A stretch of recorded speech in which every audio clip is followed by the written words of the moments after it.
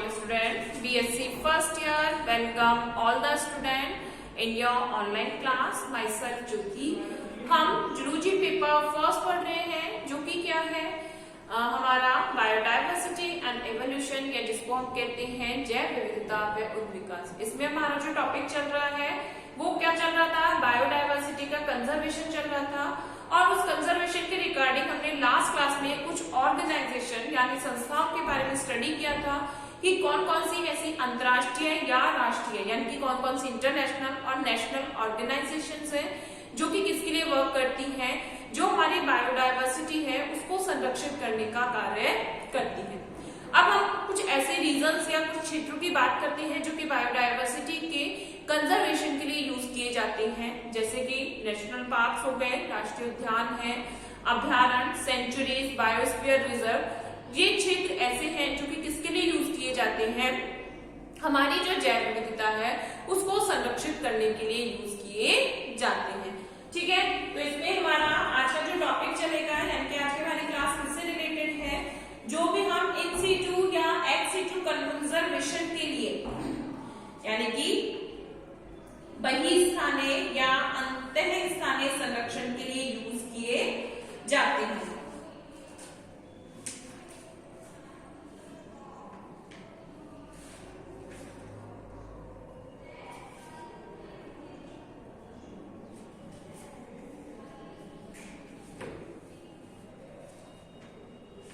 देखो, हमने जैसे बात करी थी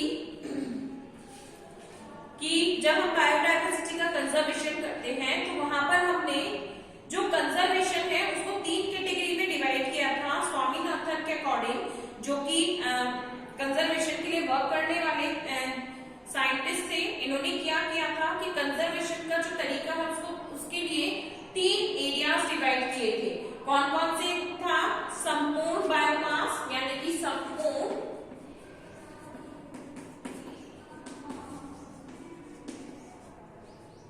जैव भार, संपूर्ण जैव भार, और दूसरा क्या था,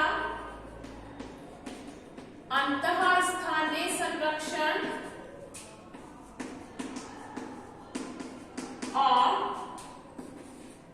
थर्ड जो था वो कौन सा है, बही स्थानीय या बाह्य स्थानीय संरक्षण। तो ये 3 ऐसी कैटेगरीज बताई थी जिसके अकॉर्डिंग क्या किया था, हम कंजर्वेशन के लिए यूज करते हैं। तो जब हमने एंटायर बायोमास की बात करी थी यानी कि संपूर्ण जैव भार की, तो उसमें क्या किया जाता है कि जो संपूर्ण जीव है यानी कि चाहे वो प्लांट हो चाहे एनिमल हो, जितने भी प्राकृतिक संसाधन हैं उन सबको हर तरीके से संरक्षित करना जाता है। यानी कि जब हम संपूर्ण जैव भार का संरक्षण का बात करते हैं तो इसमें उनमें यानी कि उनका व्यापार कैसे होगा, उनमें शिकारोपण पर प्रतिबंध कैसे लगाया जाएगा, उनकी संख्या किस तरीके से बढ़ाई जाएगी तथा उनमें होने वाली जो कमियां हैं उसकी रोकथाम कैसे की जाएगी, सब कुछ किस तरीके का उनका आवास होना चाहिए, किस तरीके की उनके लिए जलवायु होनी चाहिए, सब चीजों को भी संरक्षित किया जाता है। एक तरीके से पूर्ण रूप से इकोलॉजिकल कंडीशंस के अकॉर्डिंग उनको संरक्षित किया जाता है। तो हमने एंटायर जो बायोमास था उसमें क्या किया था कि entire biomass conservation refer to the overall protection, एक तरीके से क्या करता है, पूर्ण सुरक्षा के अंतर्गत बात करता है। उनकी मेंटेनेंस करना यानी जो भी जीव है विलुप्त हो रहे हैं उनका रखरखाव करना, उनकी सुरक्षा करना, सब कुछ इसमें इंक्लूडेड किया जाता है। अब हम नेक्स्ट जो बात करते हैं वो आता है इन सीटू कंजर्वेशन। नेक्स्ट जो आता है हमारा कौन सा है, in situ conservation.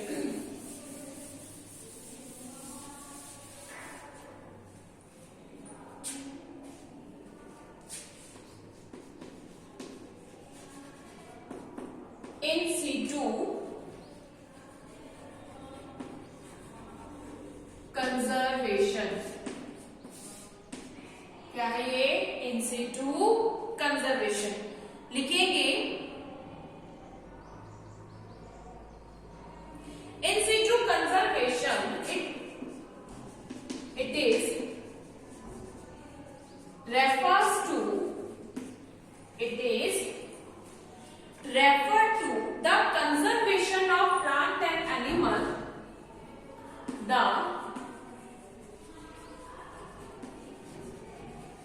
conservation of plant and conservation of plant and animal species in their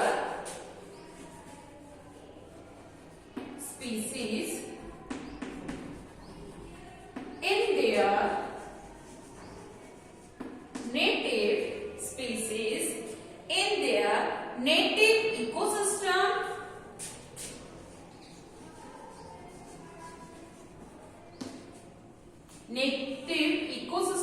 or man-made native ecosystem or man-made ecosystem native ecosystem or man-made ecosystem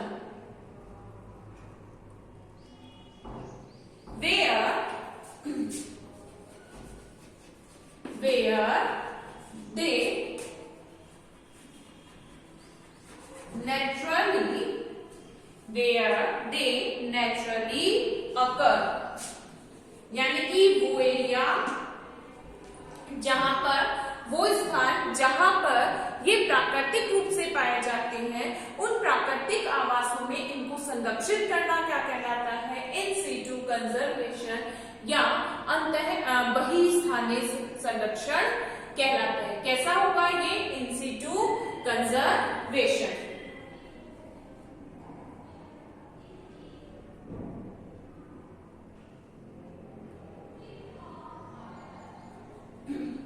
sorry, इसको क्या बोलते हैं? अंतःस्थानीय संरक्षण।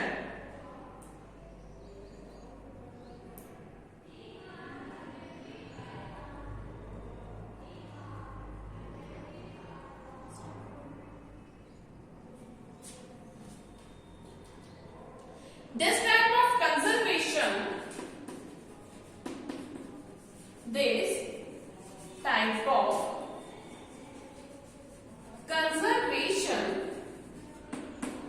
this type of conservation includes the protected area.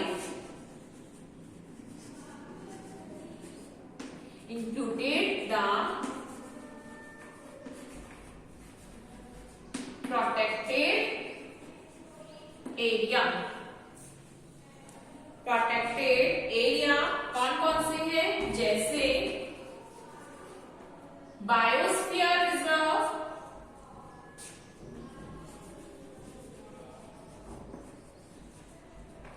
Biosphere reserve,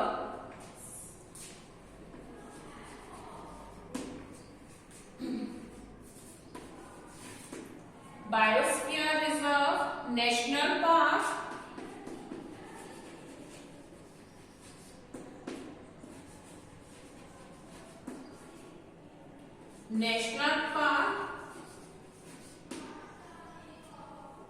wildlife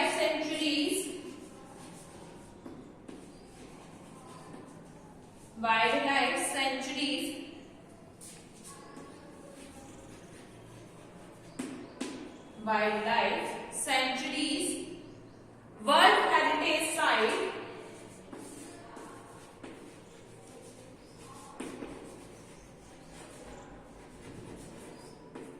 world heritage site,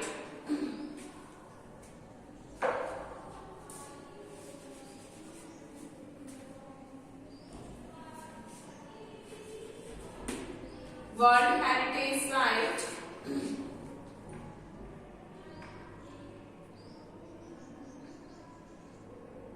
protected landscape, protected landscape.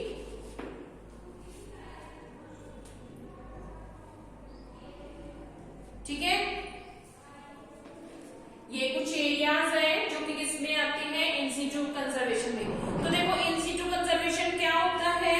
इस प्रकार के institute conservation में क्या होता है? जो भी नेचुरल एनिमल होते हैं, यानी जो वाइल्ड लाइफ एनिमल होते हैं, इंस्टीट्यूट कंजर्वेशन केवल किन तक अप्लाई होता है? जो कि किसमें आते हैं? जो कि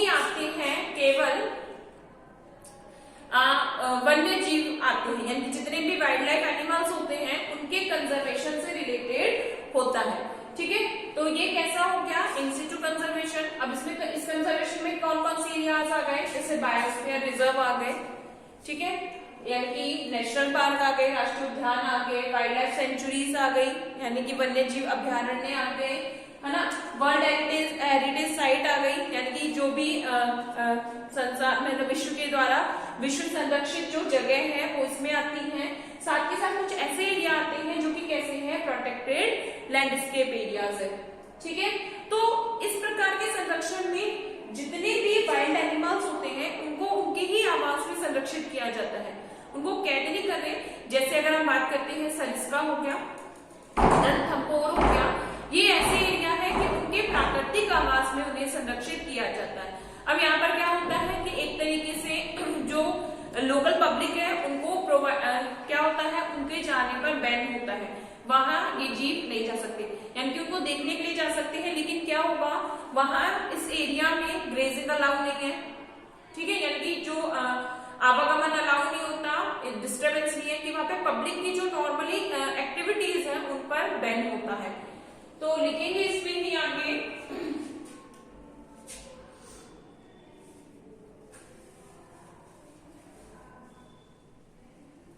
सबसे पहले लिखेंगे संपूर्ण जैव भार। पहला कौन सा था हमारा, संपूर्ण जैव भार। लिखेंगे हम 3 तरीके के संरक्षण लिख रहे थे, तो उसमें क्या आएगा, संपूर्ण जैव भार। तो इसमें लिखेंगे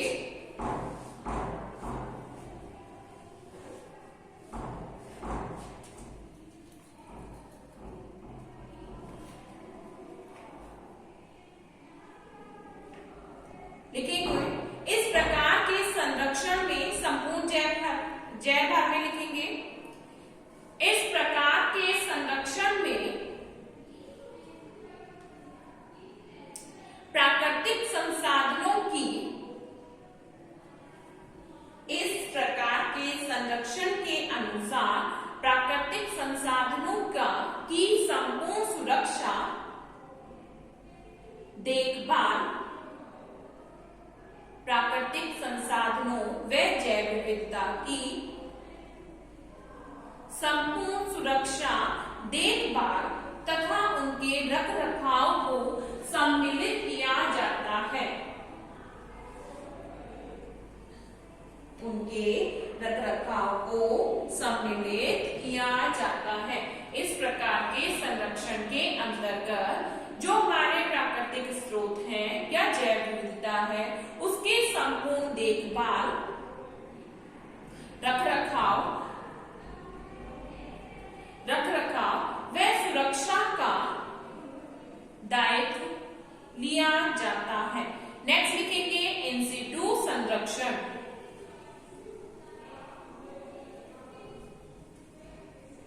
यानी कि अंतःस्थानीय संरक्षण। क्या है ये, इन सिटू संरक्षण, इसको क्या कहते हैं, अंतःस्थानीय संरक्षण। लिखेंगे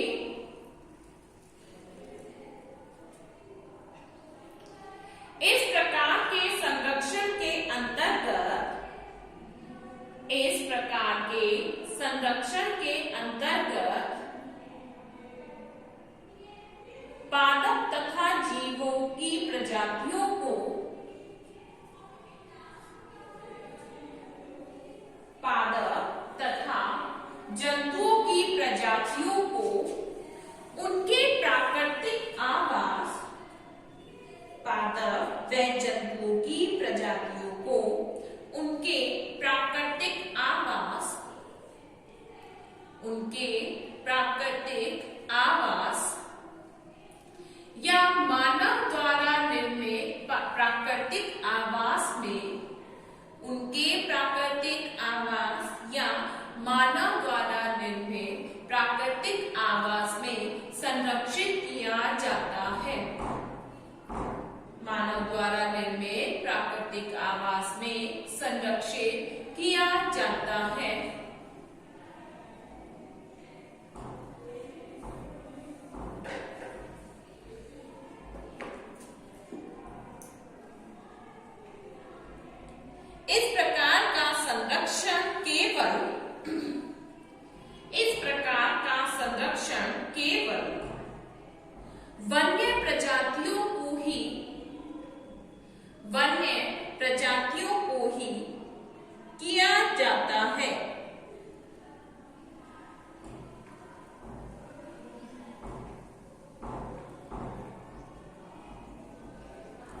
इस प्रकार के संरक्षण में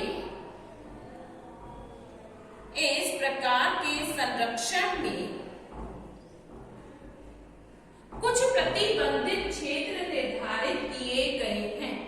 इस प्रकार के संरक्षण में कुछ प्रतिबंधित क्षेत्र निर्धारित किए गए हैं, जैसे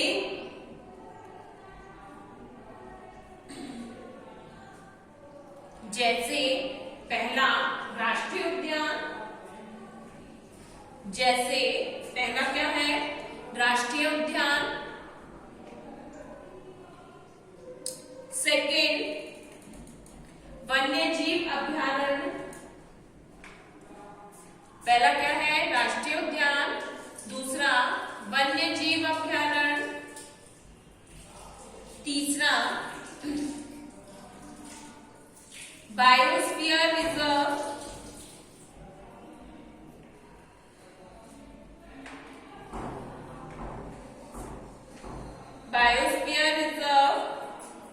नेक्स्ट विश्व धरोहर स्थल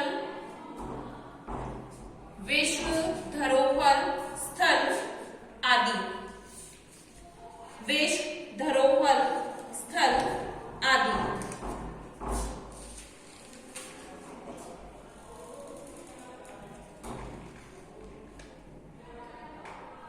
नेक्स्ट आता है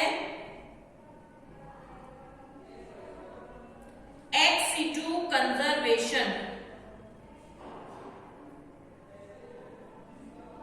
नेक्स्ट क्या आता है, ex situ कंजर्वेशन, यानी कि बहिस्थानीय संरक्षण। अब देखो बहिस्थानीय संरक्षण में क्या होगा, जैसे कि हमने अंतःस्थानीय संरक्षण में तो क्या किया है, जो जीव है उनको उनके प्राकृतिक आवास में संरक्षित किया है। जो बहिस्थानीय संरक्षण आता है या ex situ कंजर्वेशन आता है, इसमें जीवों को या उनके पदार्थों को, यानी कि जीवों को या उनके मटेरियल को क्या किया जाता है, उनके नेचुरल हैबिटेट से अलग कंजर्व किया जाता है, यानी कि उनके प्राकृतिक आवास से किसी अन्य कंजर्व एरिया में, सुरक्षित एरिया में रखा जाता है। जैसे अगर हम बात करते हैं नेशनल पार्क हो गए, यानी कि बॉटनिकल गार्डन हो गए, जूलॉजिकल गार्डन हो गए, जू हो गया, ठीक है, जैसे क्या हो गया, जू है, चिड़ियाघर हो गए, या आप कहते हैं जीन बैंक हो गए। यहाँ पर क्या किया जाता है, इन जीवों के पदार्थों को, यानी कि इनके जीन्स को या इनके डीएनए को क्या किया जाता है, संरक्षित किया जाता है। जू एक ऐसा एरिया होता है जहां पर क्या करते हैं कि जो प्रजातियां हैं उनको संरक्षित किया जा रहा है, लेकिन वो उनका प्राकृतिक आवास नहीं है। एक रिस्ट्रिक्टेड एरिया हो गया, यानी कि मैनमेड पर्टिकुलर एक एरिया हो गया कि उस एरिया में ही उनको रहना है, ठीक है। तो इस प्रकार का संरक्षण क्या कहलाता है, ex situ कंजर्वेशन कहलाता है या बहिस्थानीय संरक्षण कहलाता है। लिखिए इसमें ex situ conservation,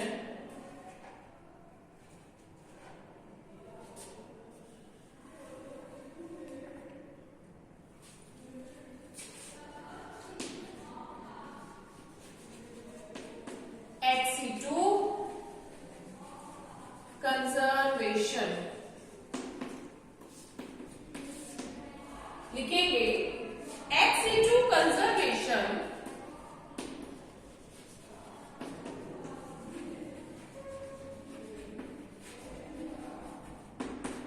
ex situ conservation implies the conservation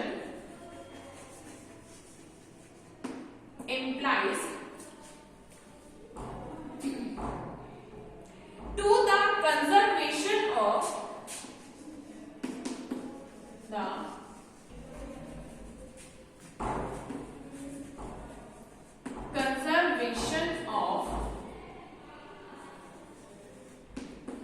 biodiversity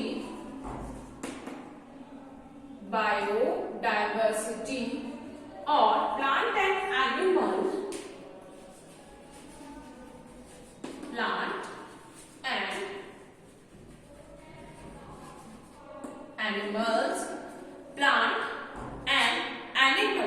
outside their habitat, outside their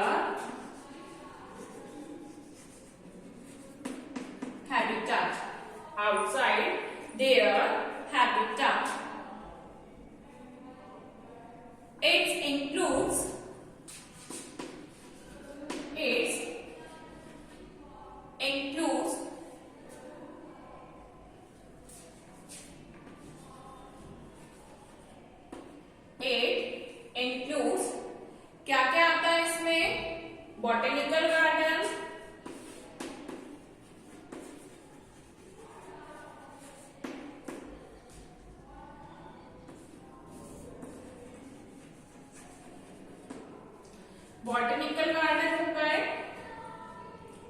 seed bank हो गए,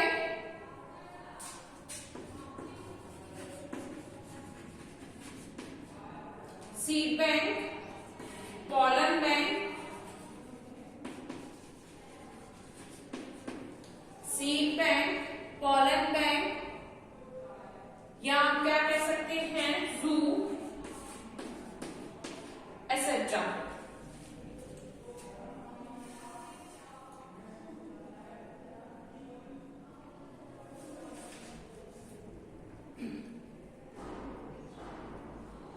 लिखेंगे बही स्थानीय संरक्षण, लिखेंगे इसमें इस प्रकार के संरक्षण में, बही स्थानीय संरक्षण लिखेंगे इसमें इस प्रकार के संरक्षण में जीवों को, इस प्रकार के संरक्षण में जीवों को उनके प्राकृतिक आवास से बाहर, उनको उनके प्राकृतिक आवास से बाहर के क्षेत्रों में, प्राकृतिक आवास से बाहर के क्षेत्रों में संरक्षित किया जाता है। प्राकृतिक आवास से बाहर के क्षेत्रों में संरक्षित किया जाता है, जिसके अंतर्गत निम्न क्षेत्र आते हैं, जिसके अंतर्गत निम्न क्षेत्र आते हैं। पहला वनस्पति उद्यान, बॉटनिकल गार्डन यानी कि वनस्पतिक उद्यान, बीज बैंक, दूसरा क्या आता है बीज बैंक, सीड बैंक का क्या हो गया बीज बैंक।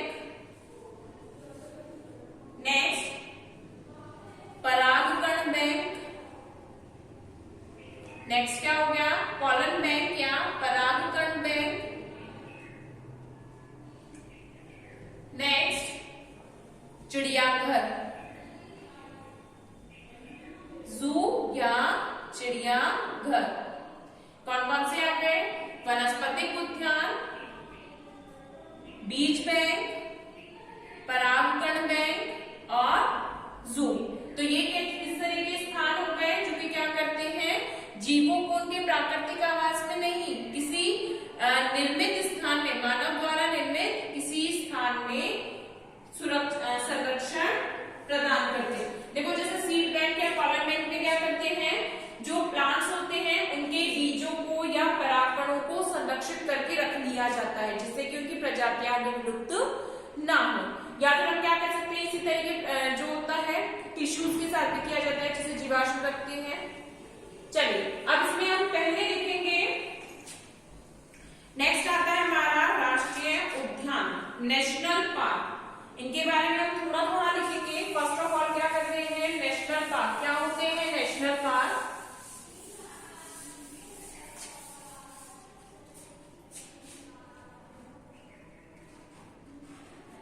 लिखेंगे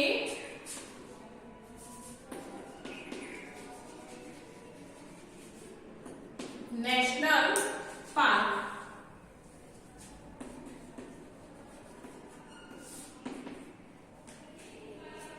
नेशनल पार्क में लिखेंगे an area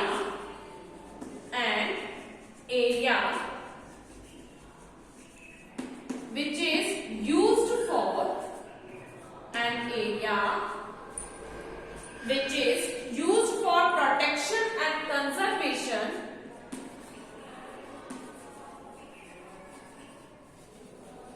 protection and conservation, an area which is used for protection and conservation of plant and animal species, plant and animal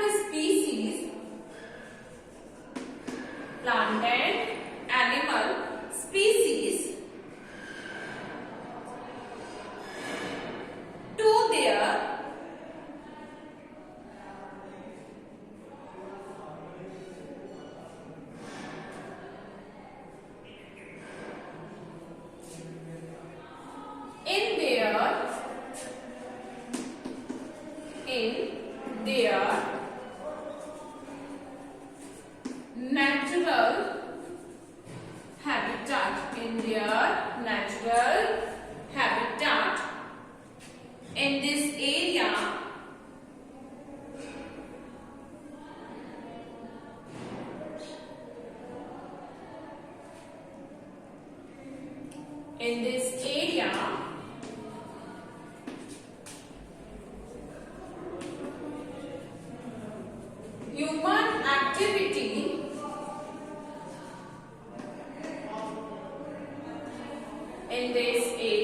human activity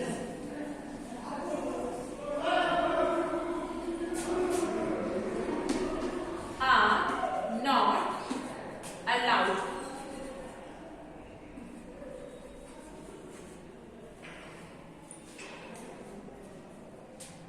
In this area, human activities are not allowed. Next आता है wildlife sanctuaries. Wildlife sanctuaries.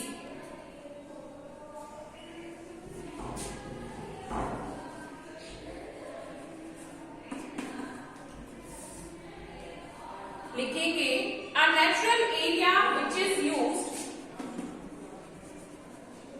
A natural area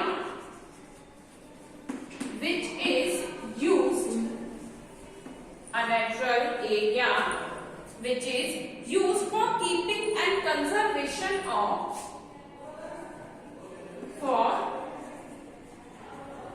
keeping and conservation of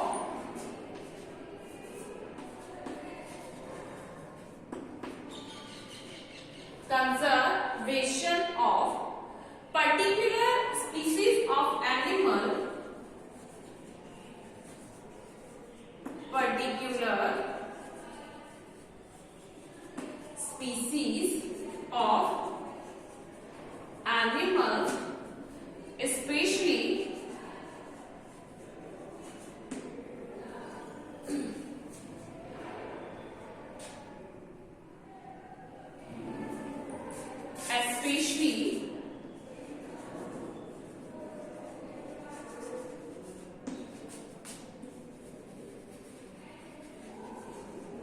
endangered species, especially endangered species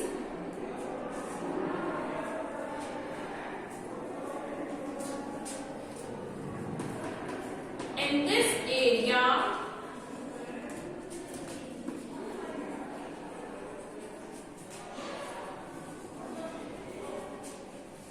In this area, human activities are allowed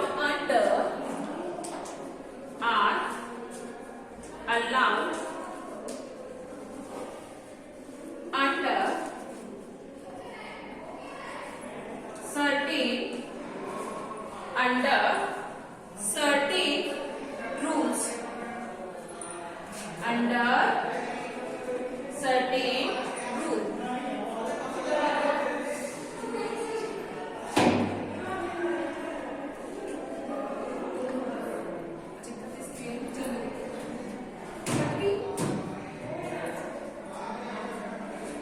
ठीक है, next आता है biosphere reserve. Last क्या है हमारा?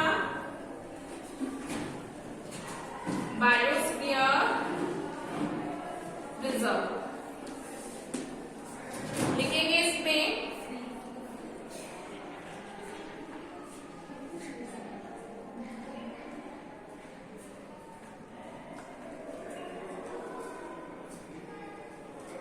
the biosphere reserve conserving the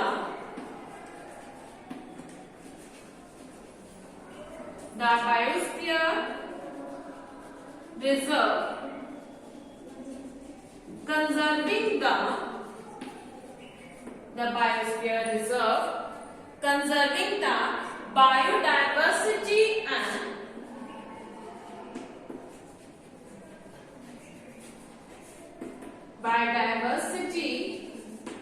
and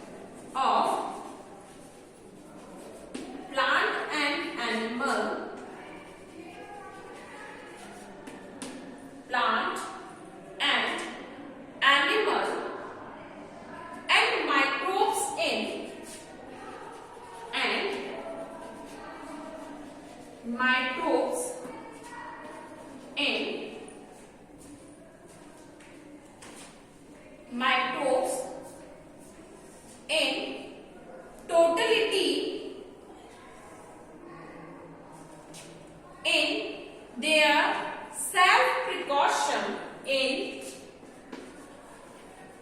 their self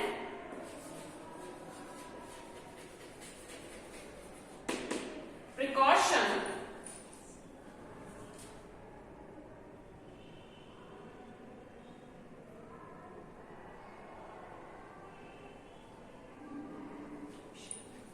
precaution नहीं है,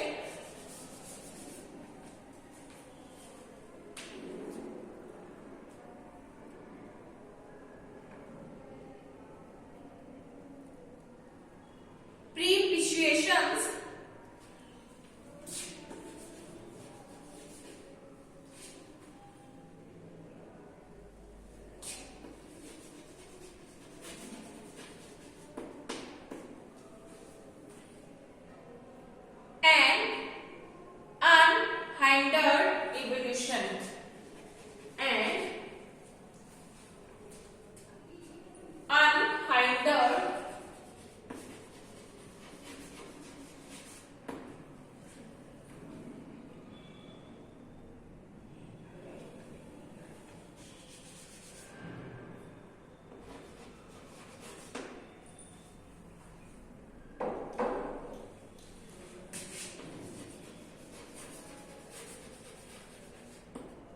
evolution. ठीक है, लिखेंगे सबसे पहले वन्य जीव अभयारण्य, सॉरी राष्ट्रीय उद्यान। पहले क्या लिखेंगे? राष्ट्रीय उद्यान। तो राष्ट्रीय उद्यान के बारे में लिखेंगे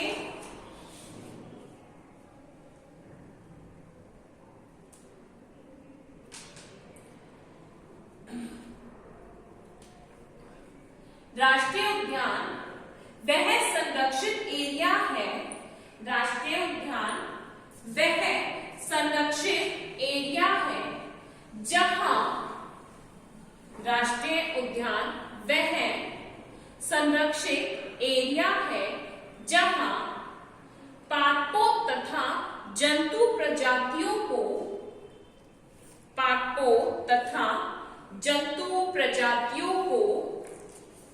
उनके प्राकृतिक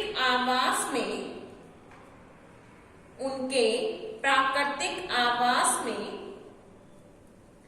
संरक्षित किया जाता है। उनके प्राकृतिक आवास में संरक्षित किया जाता है। जंतुओं व उनकी प्रजातियों को उनके प्राकृतिक आवास में संरक्षित किया जाता है। राष्ट्रीय उद्यान में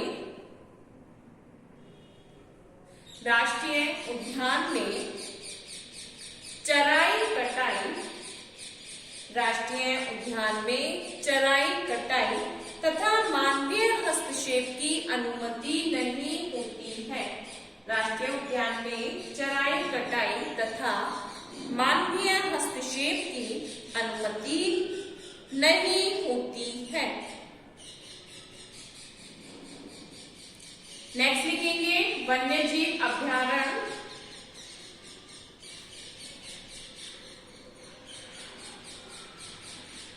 वन्य जीव अभयारण्य लिखेंगे इसके बारे में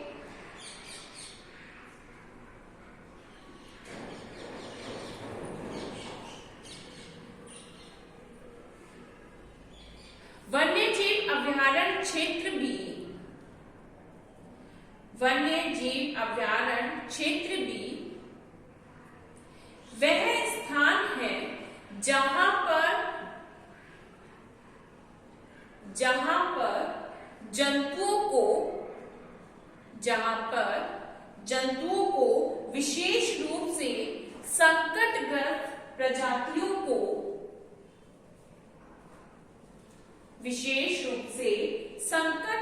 प्रजातियों को संरक्षित किया जाता है। उनके प्राकृतिक आवास में संरक्षित किया जाता है।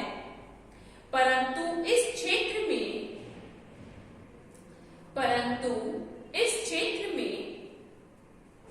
मानवीय गतिविधियां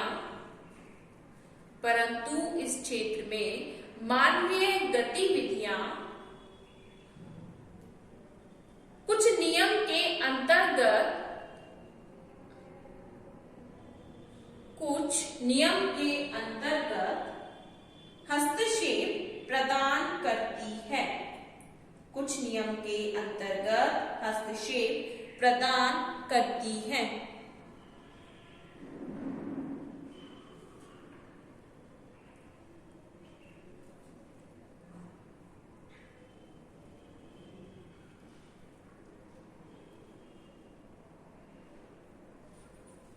नेक्स्ट लिखेंगे बायोस्फीयर रिजर्व।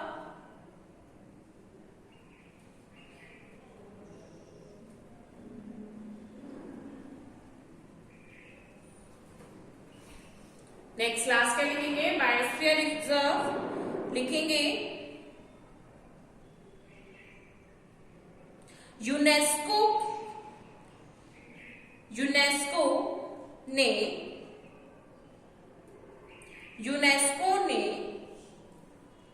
विश्व के कुछ क्षेत्रों को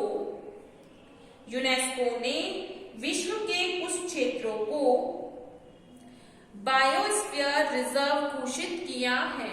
यूनेस्को ने विश्व के कुछ क्षेत्रों को बायोस्फीयर रिजर्व घोषित किया है, जिसका उद्देश्य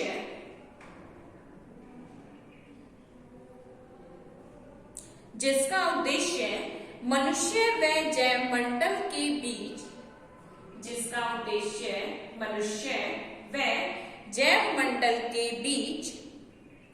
संतुलित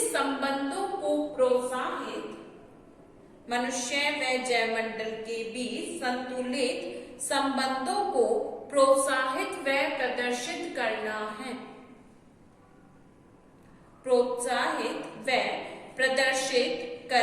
है।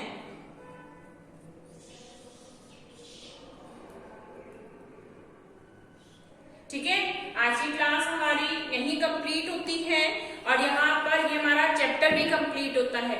नेक्स्ट क्लास में हम